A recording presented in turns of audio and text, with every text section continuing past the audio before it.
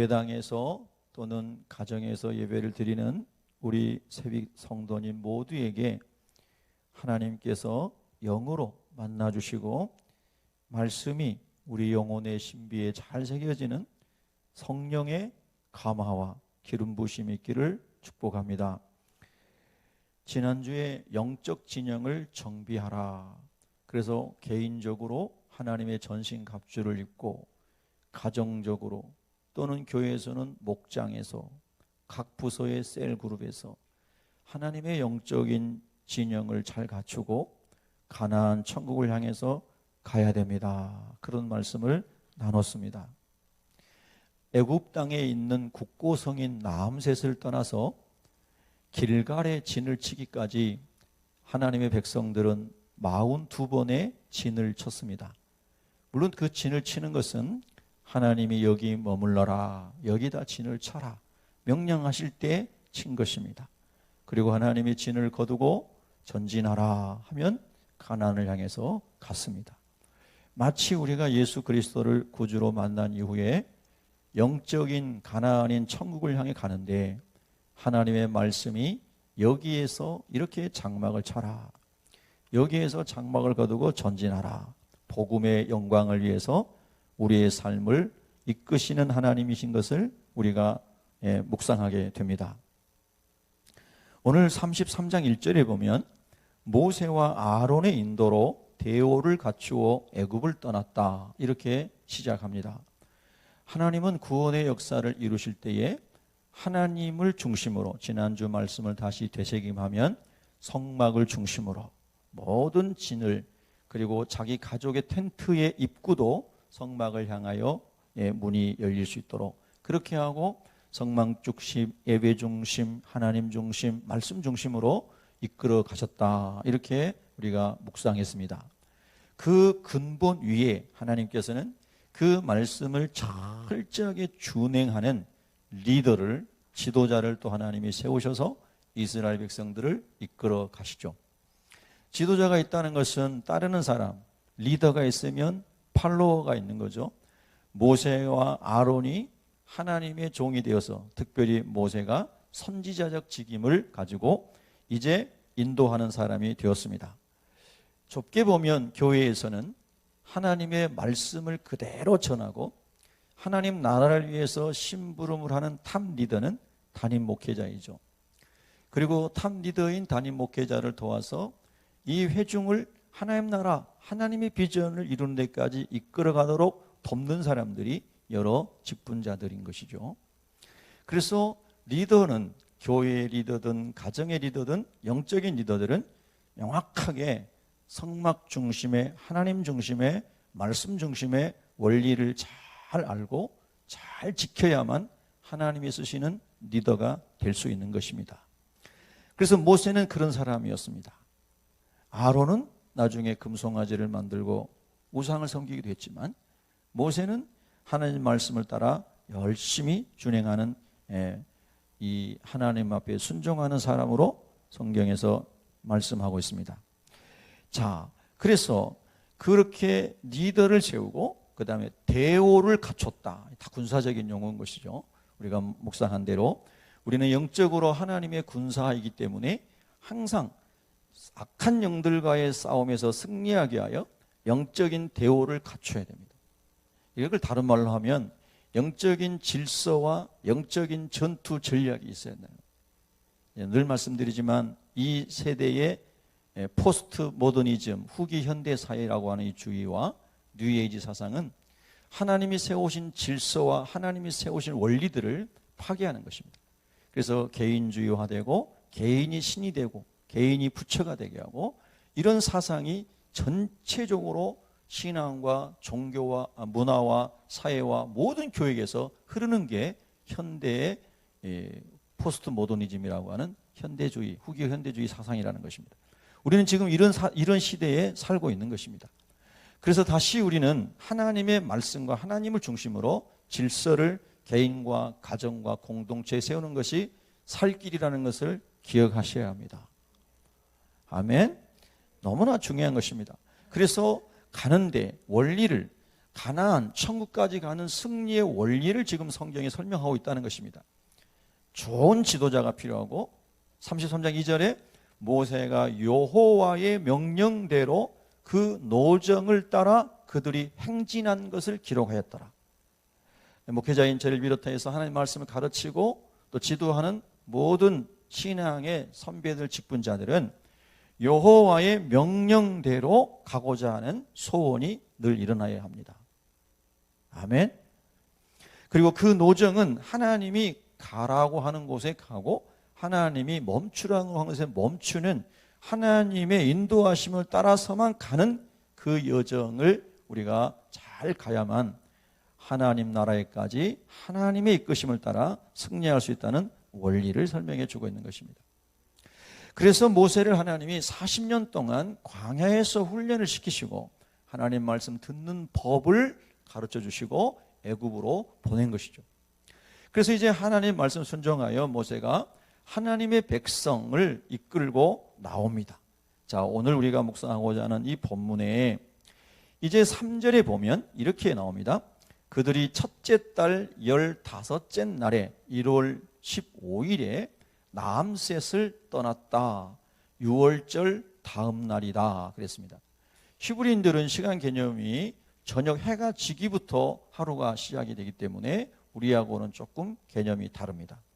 1월 15일 저녁 해가 넘어가서 6월이 되는 그날, 6월을 첫 경험하는 그날 1월 15일 밤에 하나님께서 미리 말씀하셨습니다. 히브리 백성들, 하나님 백성들은 양을 잡아서 문 임방과 양쪽 설주에 문설주에 양의 피를 발라라.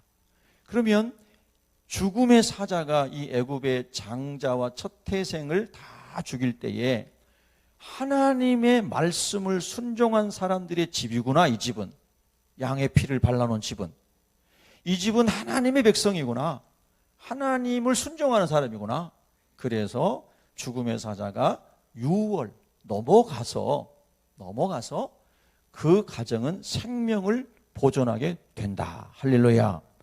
그렇게 하나님이 말씀하셔서 그것을 믿은 아브라함의 후손들 히브리인들은 문 임방과 설주에 양의 피를 발랐습니다. 그래서 그 밤에 애굽 전역에 첫 태생과 장자들이 죽임을 당할 때에 하나님의 백성들은 순종한 하나님의 백성들은 다 죽음의 사자가 넘어간 줄로 믿습니다.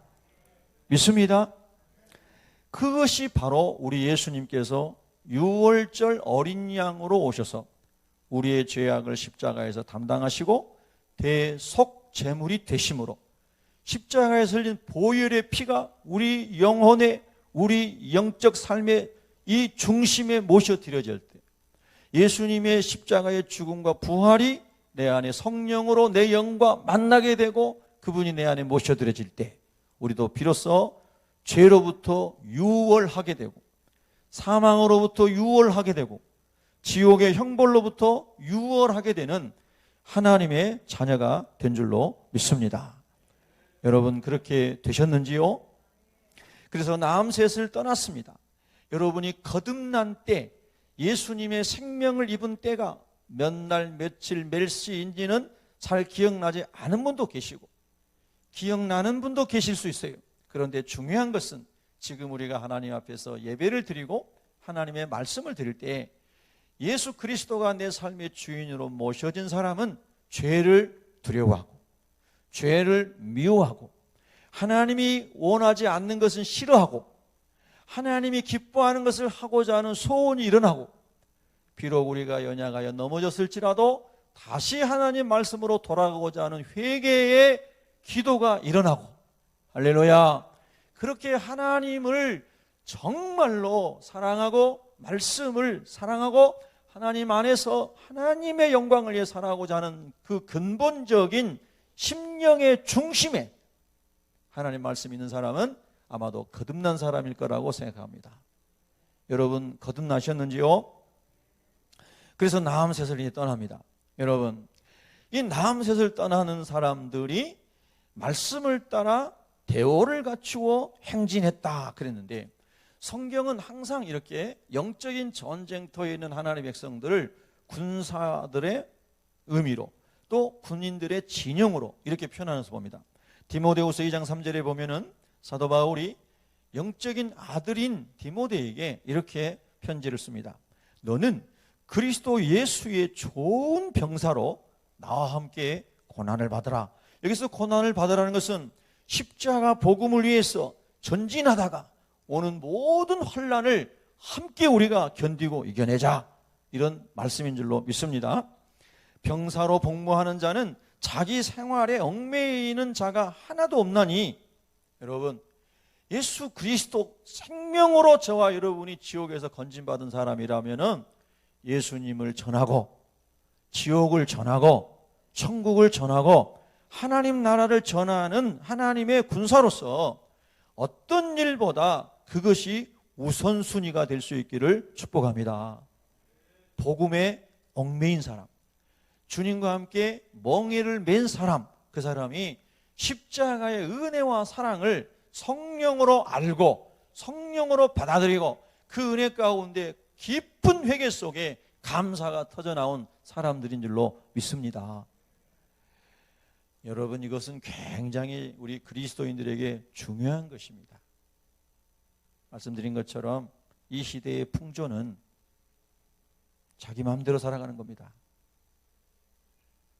다원주의, 다 내가 살아가는 게 다 맞지, 내가 기쁘게 내가 행복하면 됐지, 다원주의, 성경의 하나의 진리 일원주의가 아니고 다원주의로 살아가는 세상이 됐잖아요. 그런데 하나님께서 말씀해, 너희는 이 세대를 본받지 말고 오직 마음을, 영을 우리 하나님으로부터 다시 받은 예수 생명의 법을, 이 성령으로 주어진 생명의 이 본질을 새롭게 하여서, 할렐루야, 하나님의 선하시고 기뻐하시고 온전하신 뜻이 무엇인지를 분별하도록 하라. 분별하도록 하라. 아멘. 여러분과 저에게 예수님으로부터 부어진 참 생명이 다시 오늘 말씀을 들을 때에 불릴듯 생명이 일어나기를 축복합니다.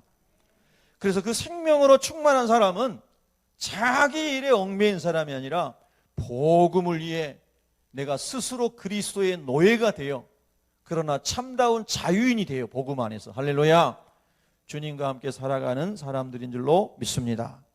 바울이 이렇게 제자인 디모데에게 권면하면서 경기하는 자가 법대로 경기하지 아니하면 승리자의 면류관을 얻지 못한다. 우리 모든 그리스도인의 삶의 원리는 성경이 되어야 됩니다. 말씀에 비추어 내 자신이 잘못됐으면 무조건적으로 회개하는 저와 여러분이 되시기를 축복합니다.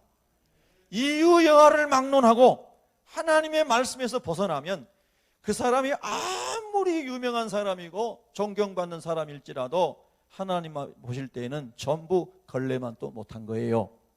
하나님 보실 때에는 전부 먼지만 또 못한 거예요. 어떠한 인간도 하나님의 자리에 두면 안 돼요. 어떠한 사람도 하나님의 말씀을 떠나면 다 심판받을 사람일 뿐인 거예요. 그러니까 우리가 죄에 대해서 무섭게 생각하고 하나님 말씀에 벗어나면 즉시 하나님께로 돌아가 예수 그리스도의 보혈로 씻음을 받고 주님의 보혈을 붙잡을 수 있는 저와 여러분 되기를 축복합니다. 그래서 교육, 경제, 사회, 문화, 종교, 이 세상에 살아가는 모든 제도들 속에서 우리 그리스도인들이 살아가는 삶의 표준은 하나님의 말씀을 따라입니다. 우리 한번 고백해 보겠습니다. 하나님의 말씀을 따라 살겠습니다. 자, 이렇게 람셋을 떠나, 즉 우리가 죄악의 도성을 떠나 하나님의 자녀가 되어 천국을 향해서 가는데, 이 하나님의 구원을 받아 광야로 나온 이 히브리 백성들, 하나님의 백성들, 오늘 죄악의 세속의 도시를 마귀의 손에 탈출하여 천국으로 가는 우리 그리스도인들을 우리 하나님께서 오늘 본문에는 구약시대 사람들에게는 이렇게 말씀하시는 거예요. 두 가지가 중요한 건데, 왜 하나님께서 고센 땅에서, 람셋은 고센 지역 안에 있는 성읍이죠, 이제 국고성이죠. 왜 하나님의 백성들을 농사 지을 수도 없고 채전을 가꿀 수도 없고 과실수를 심을 수도 없고 그런 광야로 하나님이 가게 하셨는가? 요즘에 우리가 이 시대를, 이 요즘 상황을 보면서 마치 그런 광야 시대 같다고 사람들이 얘기하잖아요. 사실 그런 시대하고는 비교가 안 되죠. 예. 그런데 여러분, 그 목적을 여러분 성경에서 출애굽기 3장 18절에 보면은 이렇게 기록하고 있어요. 그들이 내 말을 들으리니 너는 그들의 장로들과 함께 애굽 왕에게 이르기를 히브리 사람의 하나님 여호와께서, 히브리 사람의 하나님 여호와께서 그랬어요. 여러분 여기서 히브리라고 하는 말은 여러분 많이 들으셔서 아시죠? 애굽의 문명인들이 히브리인들이라고 하나님의 백성들을 불렀던 것은 저들은 우리와 비교하여 아주 이 야만인 같은 사람들이다. 저 사람들은 아주 비천한 사람들이다. 당시의 애굽인들은 우마를 관리하는 것을 낮은 신분의 사람들이 관리하겠는데 이스라엘 야곱의 후예들은 전부 목축하는 이 반더링 피플, 유랑하면서 목축하는 유목민의 후손들입니다. 그러니까 애굽 사람들이 볼 때에 이 사람들은 아주 히브리라고 부르는 천한 사람들. 그런데 요셉으로 인해서 요셉이 놀라운 하나님의 영을 받아서 애굽의 7년 환난과 7년 기근과 7년 풍년과 기근의 때를 다 하나님이 계시해 주시고, 그리고 애굽의 바로가 감동되어 요셉이 있을 때에 이스라엘 후손들이 다 번성해서 200만 명 이상의 민족을 이룬 거 아니겠습니까? 자, 그런데 여러분, 그렇게 애굽 사람들에게는 무시당한 사람들. 그런데 하나님은 말씀하시기를 히브리 사람의 하나님 여호와께서, 여러분 요즘에도 신약 시대에도 우리 하나님은 낮은 자, 상처받은 자, 누가복음에 나오는 아버지를 떠나서 탕자로 살았던 사람일지라도 하나님을 찾고 하나님께 돌아오고 하나님께 부르짖는 사람은 그 사람이 어떠한 힙부리로 살고 있는 사람일지라도 거기에 임하셔서 우리에게 임하셨은즉 할렐루야, 그들을 구원하시는 분이 하나님이심을 믿습니다. 오늘 일부 예배 때에 우리 박상남 전도사님이 설교를 하셨는데 제가 맨 앞자리에 앉아서 정말 사모하며 하나님이 오늘 일부 예배 때 우리 전도사님 통해서 어떤 말씀을 주실까 기대하며 소망하며 들었습니다. 우리 전도사님이 말씀을 전하시는데 본인 간증을 초반에 좀 하셨어요. 그런데 정말 어려운 환경에서 이렇게 잘 하셨더라고요. 그래서 제가 이제 나는 박 전도사님 앞에서 내 이야기는 안 해야 되겠다, 그런 생각을 했습니다. 예, 저도 엄청 어렵게 살았다고 생각했거든요. 그러면서 많이 우리 전도사님이 아침에 설교하면서 울었습니다. 저도 마음으로 울었습니다. 공부도 잘하고 좋은 대학 가서 얼마든지 돈 벌어서 아버지답지 않은 아버지 액구스 사주는 게 꿈이었대요.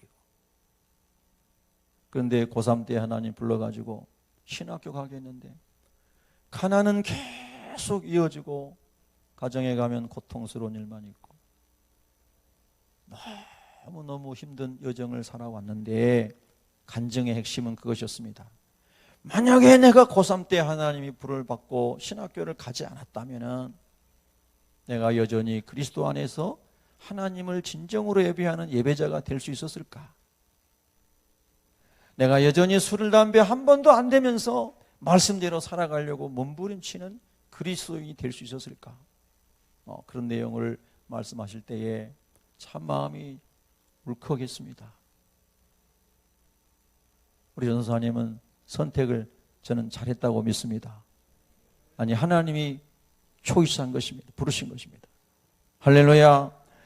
여러분, 이 세상에 어떠한 좋은 것보다도 애굽에서 비록 학대를 당하고 고생을 하고 노역에 육신은 힘들고 비인간적 대우를 받으면서 정신적으로 엄청난 피폐된 상태의 히브리인들이 살았지만, 그러나 육신에 먹는 것만큼은 그들이 얘기한 것처럼 수박도 참외도 부추도 마늘도 등등을 먹을 수 있는 것이 애굽 땅이었습니다. 근데 하나님께서는 그들을 거기서 건져내서 광야로 내모르셨는데 광야에는 그런 게 아무것도 없는 곳이었습니다. 육의 정력을 위해서 채울 수 있는 것은 아무것도 없는 곳이 광야였습니다.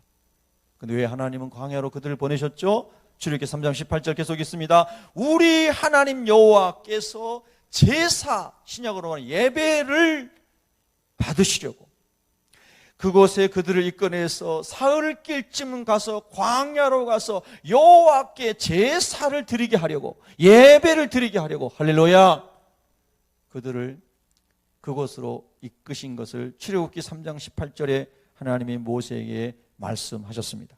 여러분, 오늘 우리는 예수 그리스도 안에서 구원을 얻고 하나님의 자녀가 되어서 영적인 죄악의 도성, 마귀에게 핍박받고 억눌리고 영육이 피폐하고 하나님 없이 마귀의 가운데 살아가던 부모나 형제나 이웃이나 직장의 동료나 상사로부터 수많은 박해와 핍박을 받는 사람들이 이 시대에 있을 수 있지 않습니까? 여러 사람들이 지금도 고백하고 울고 있는 것처럼.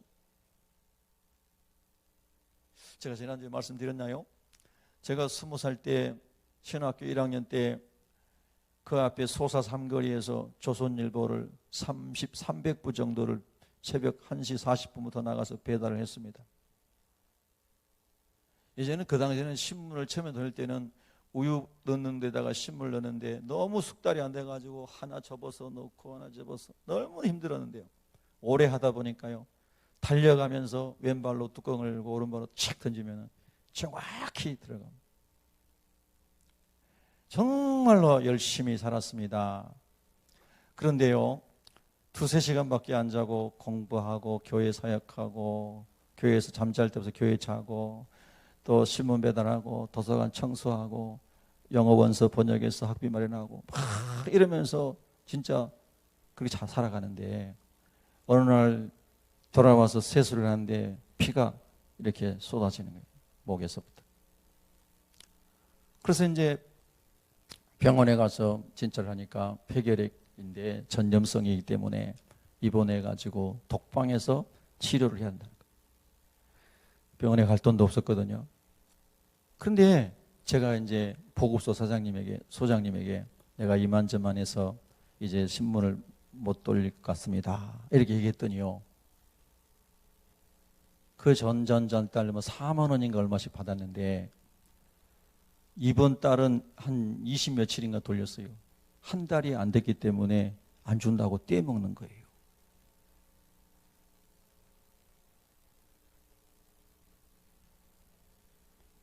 폐결핵으로 피를 토하고 불가피하게 신문을 배달할 수 있는 상황이 됐는데 그동안에 20 며칠 돌린 것도 떼먹는 사람이 있더라고요. 아무 말 한마디 제가 항변 안 하고 그냥 나와서 하나님의 은혜 가운데 살겠다고 갔습니다. 여러분, 이 세상에는요 정말 악한 사람이 많아요. 근데 악한 사람을 다 따지다가 여러분 심령이 썩고요, 은혜가 쏟아지고요, 하나님 없는 사람처럼 될 가능성이 농후합니다. 힘들고 어렵고 억울한 일이 있어도 모든 것을 통치하시고 주장하시는 분은 살아계신 하나님이십니다. 네, 하나님 바라보는 거예요. 그래서 제가 안 죽었잖아요. 고등학교 선배가 군대 갔는데 군대 갔다 와서 휴가비를 가지고 저를 찾아와서 어때 그때 찾아옵니까 또? 할렐루야? 그래서 고등학교 교회 선배의 군대 휴가비로 부천 제1병원에 가서 진단을 받았습니다. 다 하나님 예비하신 거예요. 다 예비하신 거예요. 그 다음에 살 것도 다 하나님 예비해 주시고. 여러분, 하나님이 인생의 광야를 우리가 지나갈 때에 하나님의 백성들을 반드시 보호하시고 동행하신다는 확신이 일어나야 합니다. 그래서 여러분, 광야에서 예배하게 하기 위해서 하나님이 그들을 이끌어내셨어요. 하나님이 예배하기 위해서 그들을 이끌어냈다면 하나님이 그 모든 것을 예배하는 그의 백성들에게 책임져 주실 거 아닙니까? 여러분 그 믿음이 일어나기를 축복합니다. 사도행전 7장 38절에 성령에 충만했던 스데반 집사님이 설교를 하는데 돌에 맞아 죽기 전에 한 설교 아닙니까? 순교하기 전에 한 설교입니다. 이렇게 말합니다. 사도행전 7장 38절에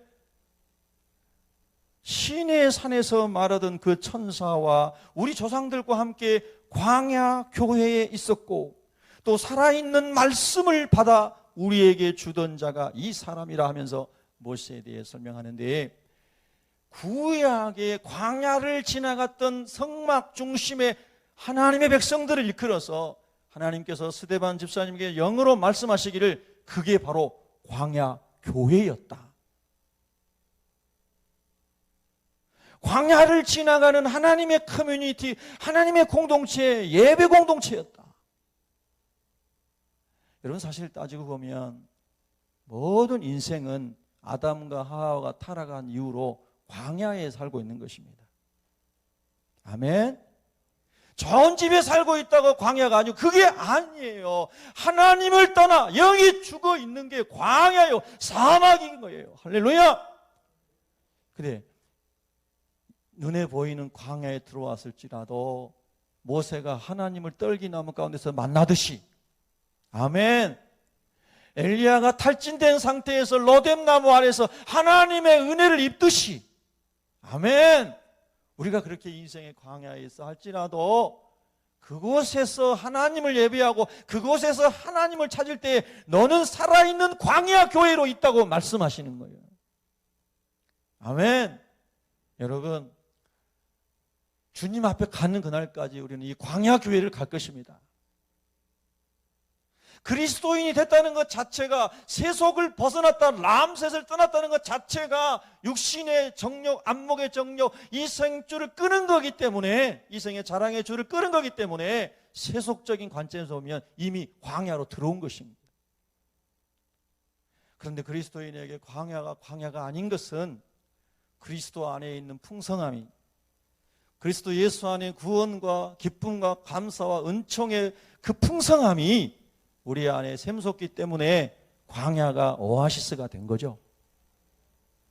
정말 여러분 그렇습니까? 여러분 그런 십자가 은혜가 회복되기를 축원합니다. 그래서 여러분 광야를 지나갈 때에 큰 은혜가 있어요. 광야에서만 느낄 수 있는 감사가 있어요. 예전에 제가 대학원 다닐 때요, 김중기 교수님이라고 기독교 윤리학을 가르쳤던 교수님 계셨는데, 그분이 대학교를 다닐 때 자기는 하버드 대학에 가서 박사 받는 게 꿈이었다고 그러면서 우리들에게 강의 시간에 말씀하세요. 그래서 이제 하버드에서 석사는 했는데, 박사는 못하고, 박사는 이제 또 다른 학교에서 로스 웨스턴에서 했는데, 그 말씀을 하시면서 어렵게 유학생이 가서 공부를 돈이 있어가지고 간 게 아니고요, 가서 공부를 하다 보니까 많은 어려움들이 있었다는 거예요. 대부분 유학생들은 미국 사람들이 버린 것들 갖다가 가구도 쓰고 다 그렇게 하면서 공부를 했다고 그러더라고요. 교회 가면은 설렁탕 깍두기 다 해주면 너무너무 맛있어가지고 막 그렇게 행복했다네.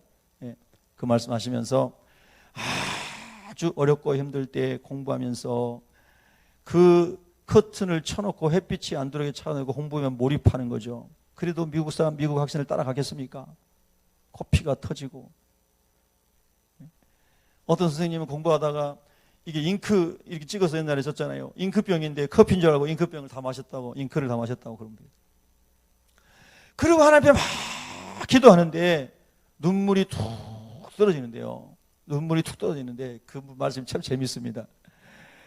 빛이 딱 오는데 눈물 속에서 무지개가 싹 피더래요.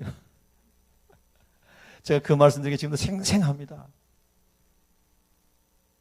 하나님께 기도하는데 무지개가 딱 피는데, 눈물 속에서 무지개가 이렇게 싹 무지개 피는데, 하나님이 노아에게 말씀하신 거 성경 말씀들이 막 생생하게 영혼에 밀려오면서 또 한 고비를 넘기고 또 한 좌절의 순간을 넘기고, 할렐루야, 그렇게 주님과 함께 동행하여 연세대학교 교수가 됐다는 거예요. 여러분, 광야는 하나님을 갈급하게 찾을 수 있는 축복의 처소가 되어야 됩니다. 어떻게 찾아요? 갈급하게 찾아야 돼요. 갈급하게 간절하게 찾아야 돼요. 광야 예배가 좋은 건 뭐냐면요, 광야의 예배는 애굽에서처럼 유혹의 요소가 없기 때문에 하나님께 집중할 수 있는 예배예요. 여러분, 이 시대에 너무나 풍요로워서 너무나 많은 레저가 발달해서 주일날 되면은 레저 생활하기 위해서 어디로 가는 사람들이 얼마나 많습니까? 예배가 생명보다 귀한 게 아니고 레저가 우선이고, 예배는 그냥 액세서리처럼 드리는 사람들이 얼마나 많아졌습니까? 광야 시대를 지나가면서 광야에서 하나님만 주목하고 예배드려서 예배가 최우선이 되는 이런 영성이 회복되는 축복이 있기를 바랍니다. 제가 어렸을 때요, 저는 섬에 살았잖아요. 우리 섬에는 북쪽으로 가면은 모래사장이고 수십 킬로가 모래사장이고, 남쪽으로 가면은 다 갯벌입니다. 시골 아이들이 뭐 놀잇감 있나요? 그러니까 토요일 학교 갔다 오고, 그들 말로는 일요일이 되면은요, 북쪽에 해변으로 가든지 남쪽에 뻘밭으로 가서 고기 잡고 기 잡고 이거 하고 놀다 옵니다. 그러니까 애들이 토요일만 되면 자기들끼리 막 작전을 짜는 거죠. 어디로 가냐. 여러분, 저는 한 번도 기 잡으러 가본 적이 없습니다. 다 새벽 기도부터, 주일날 새벽 기도부터 밤 어머니 갖다 따라가지고 밤 예배까지 다 드렸어요. 초등학생 때도. 그리고 기 잡으러 가는 애들, 바닷개 잡으러 가는 애들 잡아다가 내 교회도 안 치고. 할렐루야. 우리가 그리스도로부터, 예배로부터, 하나님으로부터 멀어지게 할 수 있는 모든 유혹을 끊고 광야 예배 공동체처럼 오직 하나님만을 찾음으로 살아갈 수 있는 사람이 되라고 하나님이 이런저런 어려움을 주셨다고 적용하면 우리 영혼의 유익이 될 줄로 저는 믿습니다. 예배가 예배로 회복되는데 하나님의 은혜가 임하게 될 줄로 믿습니다. 광야 예배는 우리를 겸손하게 합니다. 광야 예배는 우리를 아주 낮은 자리로 내려가게 합니다. 광야 예배는 아주 작은 것까지도 하나님께 감사하게 합니다. 아멘. 여러분, 한번 고백해 봅시다. 하나님, 감사합니다. 지난 금요일 밤에 우리가 철야기도, 심야기도를 하면서 제가 10분짜리 영상을 보여드렸습니다. 소아마비인 어느 목사님의 간증이죠. 당신은 소아마비고 자기 동생은 목사님이 되기를 원했는데 20살 때 죽었고, 동생이 20살 때 병마로 죽으면서 형에게 유언을 남깁니다. 형, 내가 하나님 종으로 살기로 했는데 내가 이렇게 돼서 못하게 됐으니 형인 내 대신 목사님 되어줘요. 그래서 그 형님이 일반 대학을 다녔는데 이제 동생의 유언을 따라서 신대원을 들어가서 목사님이 됐어요. 그리고 목사님 돼서 이스라엘 히브리 대학으로 유학을 갔는데 가난하고 몸이 지체 장애인이고 많은 어려움 가운데서 고통을 겪었어요. 그래서 갈릴리 호수에서 순례객들이 타는 배를 탔는데 거기서 갈릴리 바다에 빠져 죽으려고 탔대요. 본인은 은혜를 체험하고 하기 위해서 그 배를 탄 게 아니고 내가 이 배에 타서 갈릴리 바다에 빠져 죽어야 되겠다. 그리고 그 배를 탔다는 거예요. 목사님이에요. 유학생이에요. 그런데 1살 반 정도 되는 자기 딸의 얼굴이 아른아른 그래가지고 바다에 몸을 못 던지고 나와서 또 통곡을 하고 울고 갈릴리 해변에서 울부짖고 있는데 그때에 자기 인생에 처음으로 부활하신 주님이 자기를 찾아오셨대. 할렐루야. 그래서 다시 부활하신 주님을 만난 다음에 환경은 바뀐 게 없어요. 그런데 하나님이 그분의 삶을 인도하셔서 10년 반 동안 히브리에서 공부해서 성사학으로 박사를 받고 영국에서 유학하고 또 오고, 그래서 외국에서 목회하다가 지금 한국에 와서 자기 출신 교회의 담임 목사로 청빙이 됐대. 할렐루야. 목사님도 인생의 많은 광야를 만났을 때에 자살하고 싶어가지고 그것도 갈릴리 바다에 가서 자살하려고 했다. 그런데 그 광야에서, 그 땅끝에서, 그 인생의 끝자락에서 하나님은 하나님 백성을 버리지 아니하시고 울부짖는 그 아들을 찾아오셔서 만나주시고 예수의 생명이 다시 그분 안에 들어가니 어떠한 고난도 이길 수 있는 하나님의 은총이 부어지니 소아마비 된 것도 감사하고, 할렐루야. 1살 반밖에 놔두고 애들 버리고 떠나가 버린 아내도 저주 대신 감사하고,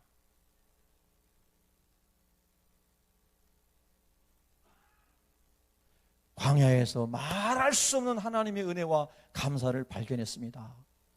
내가 여러분에게 간증할 수 있는 모든 것 다 내게는 아무것도 없고요, 하나님의 은혜고요, 오직 내가 할 수 있는 말 한마디는 하나님 감사합니다, 이것밖에 없습니다. 그렇게 간증을 하시더라고요.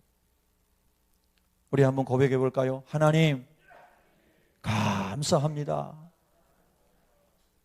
너무 신기한 게요, 지난 토요일에 역시 이스라엘에서 20년 이상 공부하고 온 훌륭한 제 후배가 있는데, 선배님 책 새로 이렇게 발간했는데 선물로 드리고 싶습니다. 그래서 토요일 아침에 일찍 8시쯤에 서울에 나가서 이렇게 앉아가지고 책도 받고 이야기를 하는데, 제가 금요일 날 나눴던 은혜를 우리 후배 교수님하고 이렇게 나누려고 했더니 이스라엘에서 같이 공부한 사람이래. 그래서 세밀한 이야기를 해주는 거예요. 이 영상에 안 나오는 세밀한 이야기를. 그 세밀한 이야기를 듣다 보니까 이분의 광야가 더 엄청난 험난한 광야였구나. 근데 우리 하나님이 다 이끄시고 살려서 하나님 사람 쓰시는구나. 여러분, 광야에서도 예배자가 되시기를 바랍니다. 광야에서도 진정한 예배자가 되기 위해서 하나님만 주목하고 갈망하고 낮아지고 감사하고, 거기다 하나 더 하면은 광야에서는 만나만 가지고 만나가 주식이 돼서 살았는데, 하나님이 다 한 사람 한 사람 먹을 양만큼 매일 안식일만 먹을 매일 주셨다는 거예요. 할렐루야. 이 시대에 아무리 경제적인 어려움이 있어도 우리 성도들이 광야 공동체가 되어서 내게 유효한 것으로 자꾸 나누기 시작하면, 아멘, 할렐루야, 다 소망 중에 하나님을 예배하는 사람으로서 우리가 함께 승리할 줄로 믿습니다. 광야가 유익이 되기를 예수 이름으로 축복합니다. 이렇게 광야를 가는데 한 이틀길쯤 지나가 54km 정도를 람셋을 떠나서 하나님의 백성들이 이제 동남쪽으로 54km 정도를 갔어요. 200만 명이나 되는 사람들이, 여러분 200만 명 이상이 되는 사람들이 가축대를 데리고 그 뜨거운 사막을 54km를 이틀 동안 여러분 걸어갔다고 생각해 보세요. 이제 대략 54km면 여기서 저 하남시 정도 됩니다. 근데 이렇게 좋은 길을 자동차로 간 게 아니잖아요. 사막을, 여러분 얼마나 뜨겁고 밤에는 추운 이 기온차가 엄청나게 나는 그곳을 그렇게 사람들이 가는 거예요. 그런데 여러분, 하나님을 떠나서 하나님 나라로 가는 여정에 이런 영적인 싸움들이 많이 있는데 하나님이 그냥 내버려 두지 아니하시고 오늘 우리가 묵상하고자 하는 숫곳을 준비해 주시는 거예요. 여러분 한번 따라합시다. 숫곳. 숫곳이란 말은 히브리어로는 숫코트입니다. 숫코트. 근데 이 말은 가리워 줍니다. 한번 따라할까요? 가리워 줍니다. 예, 그 다음에 덮어줍니다. 이런 뜻에서 왔는데 명사형으로는 오두막이 됐어요. 오두막. 그래서 여러분, 이제 이스라엘 사람들이 수백만 명이 그 사람이 살아가기 어려운 광야에 와서 예배를 드리고 가나안을 향해 가는데, 너희들 알아서 네 힘으로 가라 하나님 그렇게 말씀하시는 게 아니고, 아브라함에게 언약하신 것처럼 하나님이 다 보호하시고 이끄신다고 말씀하신 것처럼 그들의 가장 좋은 때에 머물 장소를 허락하시는 분이 하나님이신 거예요. 그래서 그들에게 첫 번째 오두막, 안식처, 보호처를 주신 곳이 숫곳이라는 곳이에요. 여러분, 힘들고 지칠 때 있잖아요. 혹시 지금 이 시점이 어떤 분에게 너무 한 발짝도 옮길 수 없을 정도로 고통스러운 분이 있을 수 있거든요. 오늘 그분에게 주님이 숫곳이 되어주기를 축복합니다. 애굽에 있을 때, 우리가 세상의 마귀의 세력 안에 있을 때에 수많은 입었던 상처들, 영혼의 상처들, 불신 아버지로부터 어떤 사람들로부터 받은 영혼의 상처들, 육신의 노역뿐만 아니라 정신적인 상처들, 그 많은 상처들을 입고 천민으로 여겨지고 살아왔던 하나님의 백성들이 이제 그 모든 수치와 아픔과 상처들을 하나님이 숲곳에서 다 덮어주시고 다 가리워주시고 이제 한번 그들에게 깊은 쉼을 허락하여 주시고 평안을 주신 줄로 믿습니다. 그리고 예수님을 만난 것이 바로 그런 것입니다.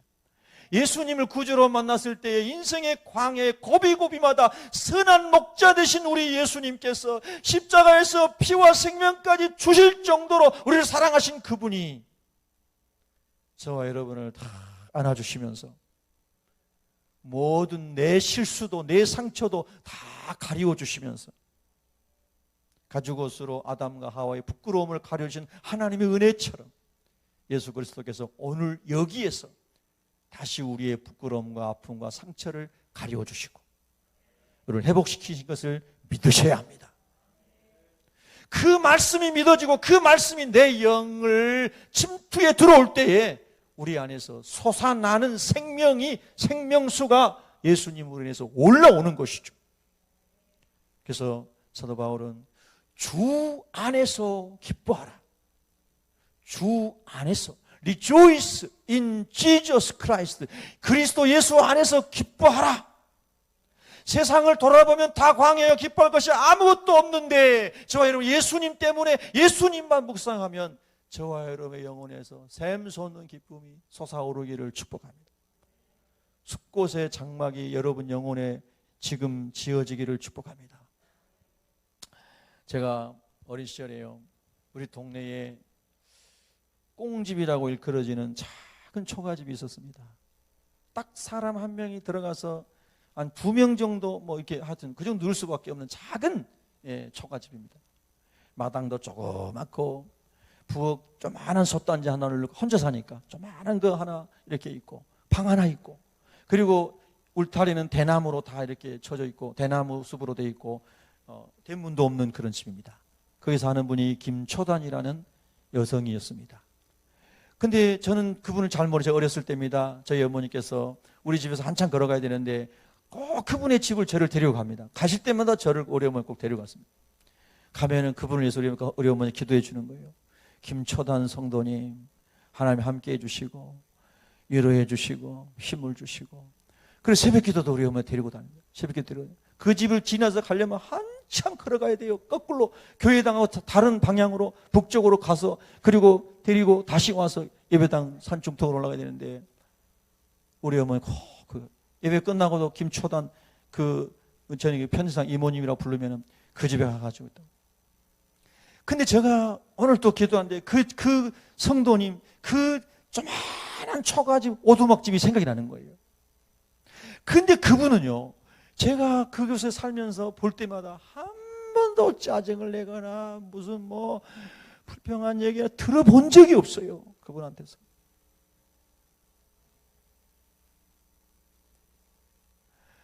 네, 권사님, 우리 어머니한테 네, 권사님 감사합니다. 교회 가도 전도사님 감사합니다. 목소리도 꼭 들어갈 것처럼 우리 지집사님하고 비슷해. 목소리가 네, 권사님 얼마나 행복하고 평안한지 몰라요. 남편도 없고 자녀도 없고 오가는 친척도 한 번도 제가 본 적이 없습니다. 어떤 분이 잘 모르겠어요. 근데 예수님 안에서 예배드리고 기도하고 그 조그만 오두막에서 그렇게 마음이 평안하고 행복할 사람이 없어요. 면사무에서 보급품 나눠준 걸로 사는 거예요. 그러니까 교회에서 우리 어머니 돌아보기 위해서 사랑의 손길을 도와줘요. 옛날에 면사무소에서요, 밀가루, 요즘 말로 하면 기초생활 뭐 이런 거죠. 밀가루 몇 대박씩 나눠줬어요. 혼자 사니까. 내 주 예수 메우신 곳이 그 어디나 하늘나라, 초막이나 궁궐이나 하늘나라고 찬양하잖아요. 할렐루야. 그런 은혜가 우리 그 성도님에게 하나님 은혜가 임한 거예요. 그게 얼마나 행복해요, 여러분요. 그것이 숲곳이에요, 숲곳. 여러분, 이 시대에 우리가 주님을 영혼으로 깊이 만나시면 소망이 생깁니다. 출애굽기 2장 23절부터 25절에 보면은 여러 해 후에 애굽 왕은 죽었고 이스라엘 자손은 고된 노동으로 말미암아 탄식하며 부르짖으니, 한번 따라 합시다. 부르짖으니. 똑같은 고된 노동, 똑같은 탄식하는 인생들은 많지만 부르짖는 사람과 부르짖지 않는 사람의 차이는 하늘과 땅 차이인 거예요. 성도 여러분, 부르짖어 하나님 앞에 나가십시다. 그 고된 노동으로 말미암아 부르짖는 소리가 하나님께 상달된지라. 광야에 있습니까? 부르짖을 기회로 찾으십시오. 아멘. 여러분, 인생이 너무나 힘듭니까? 부르짖으세요, 하나님께. 부르짖지 않고 딴 얘기하지 마시고, 부르짖으니 하나님께 상달된지라. 하나님이 그들의 고통 소리를 들으시고, 하나님이 아브라함과 이삭과 야곱에게 세우신 그의 언약을 기억하시고, 하나님이 구약성경에 신약성경에 말씀하신 약속들을, 우리에게 주신 것들을 우리가 기도할 때 기억하시고, 하나님이 치매가 걸려서 잊어버리시는 게 아니고, 하나님, 우리가 하나님의 언약을 붙잡고 믿음으로 기도할 때 하나님이 얼굴을 향하여 주시고 선하신 손을 저와 여러분 위에 얹어주시고 은혜 베푸실 것을 믿으시기 바랍니다. 그래서 여러분, 이 시대, 이런 시대일수록 더 많이 기도가 회복이 돼야 됩니다. 기도가 회복이 돼야 됩니다. 여러분, 우리 성도님들이 오해하거나 헷갈리면 안 돼요. 25일 날 방역본부에서 발표한 내용이 뭐냐면요, 조금 완화된 건데요, 우리 예배당 같은 경우에는 이렇게 1m에서 2m씩 떼고 마스크를 쓰고 손세정제하고 뭐 이렇게 원칙을 지키면서 50명까지 예배 드릴 수 있어요. 그 다음에 우리 부속실에서도, 소예배실에서도 다 그 간격을 띄고 조건을 맞춰서 20명씩 예배를 드릴 수가 있어요. 교회를 가지 말라는 게 아니에요. 방역을 하면서 예배를 드리라고 많이 완화한, 지금 현재 상태는 그런 상태예요.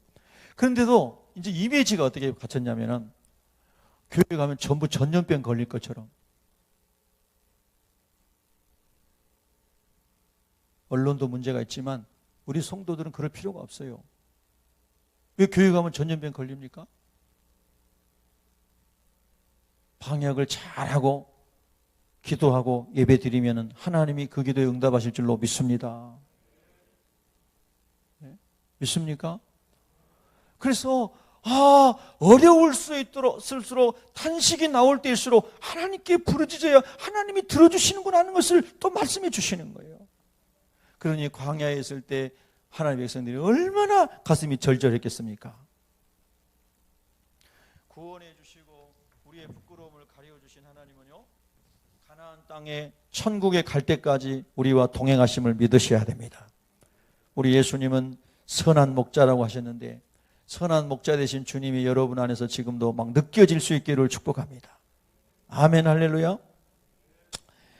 이제 라암셋을 떠나서 숫곳에 진을 치고, 그 다음에 마지막에 길갈이라고 하는 곳에 42번째 진을 치고, 그리고 가나안 정복을 시작할 것입니다. 여러분과 저의 인생에서도 이 광야 교회 공동체로 천국을 향해서 가는 여정에서도 하나님이 때마다 일마다 진지를 쳐주시고 보호해 주시고 영적인 재충전을 허락하여 주시고 대오를 갖추어 다시 전진할 수 있도록 은혜 베풀어 주시기를 축원합니다. 기도하겠습니다.